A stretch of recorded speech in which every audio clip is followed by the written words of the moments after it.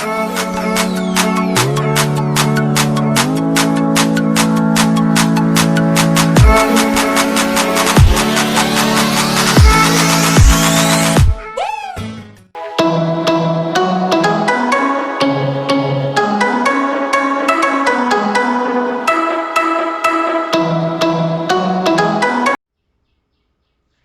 hello, and welcome to my channel. This is K from Aditi Prandan, and today I'm here to share the news.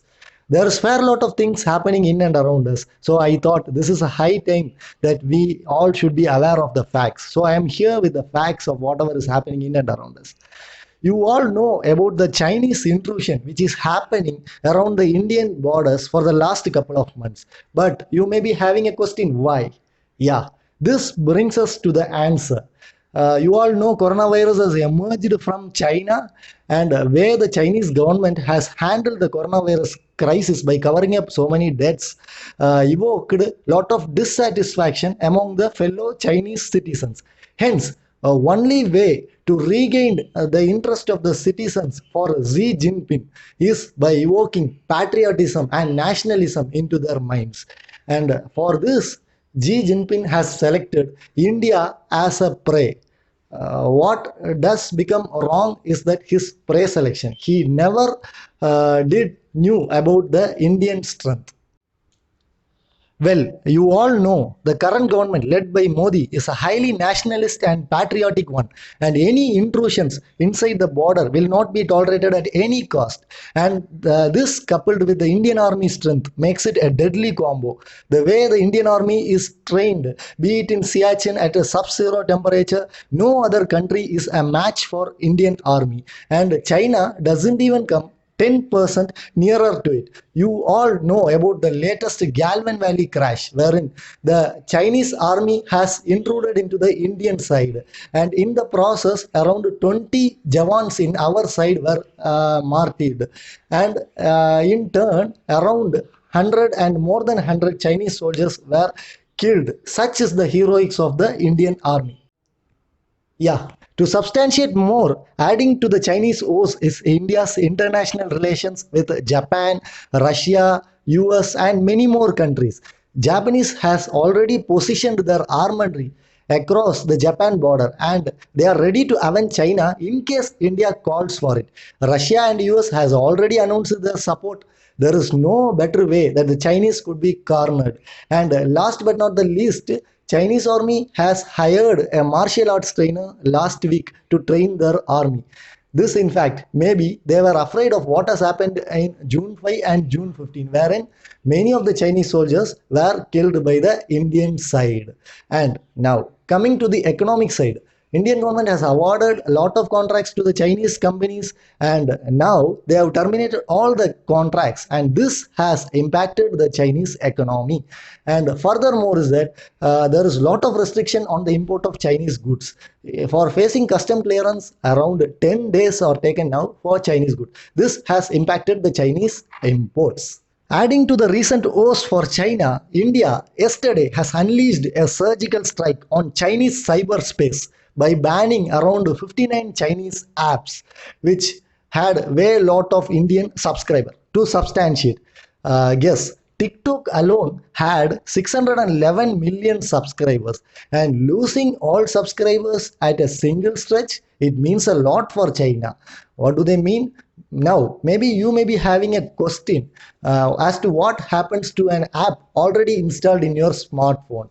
Yes, to be precise, what it means is that the internet connectivity to the app and from the app has been cut off. Hence, most of these apps depend online for their activity, and hence this is a blow for such apps. Now, this apps is as good as being inoperable.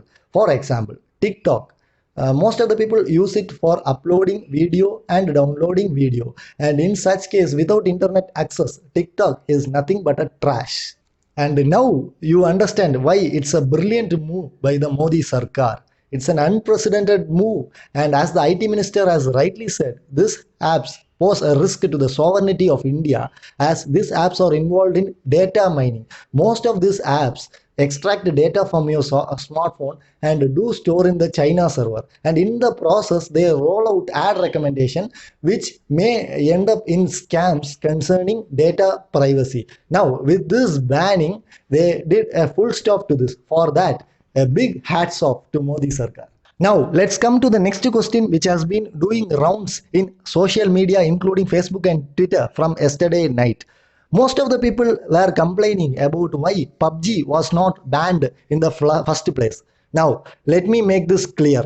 PUBG was initially developed for PC by a South Korean giant, Blue Hole, and later they rolled out into the Android space by partnering with Tencent Games. Yeah, we all know that Tencent Game is Chinese. But before making any judgments further, you must know that Tencent Games holds only 10% stake in the PUBG, meaning that most of the data shared in the server are with the South Korean giant, and Tencent Game has nothing to do with it. And yeah, that's a good news, hence it's not a Chinese app. Furthermore, in China, PUBG is banned. You all know the history of China. They are always banning whatever is non-Chinese. And coming by this judgment, this PUBG is a purely a non-Chinese game. Now, coming to the conclusion as to what happens to China if these 59 apps were banned. You all know this 59 apps has fair lot of subscribers in India, meaning that these apps generate lot of income from India. And China, as you know, is headed by a dictatorship government, unlike India, which is a democratic government. And whatever money is being generated from these apps goes directly in the hands of Communist Party of China, headed by Xi Jinping, and only a part share goes to the developer.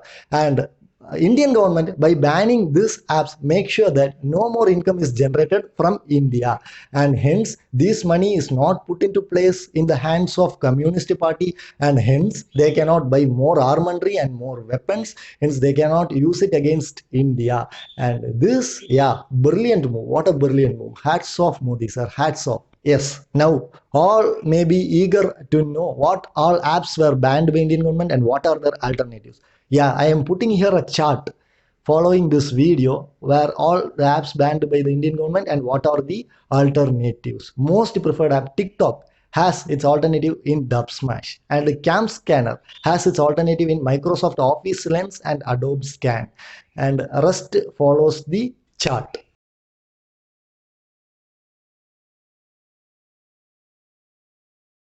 Yes, in this video I have expressed whatever is my opinion. Now, you are free to express your comments. Please type in the comments box. And if you end up liking the video, please subscribe and do share. And if you are new to the channel here, please subscribe my channel. Okay, until I see you in next video, it's bye from Karthik Mohan.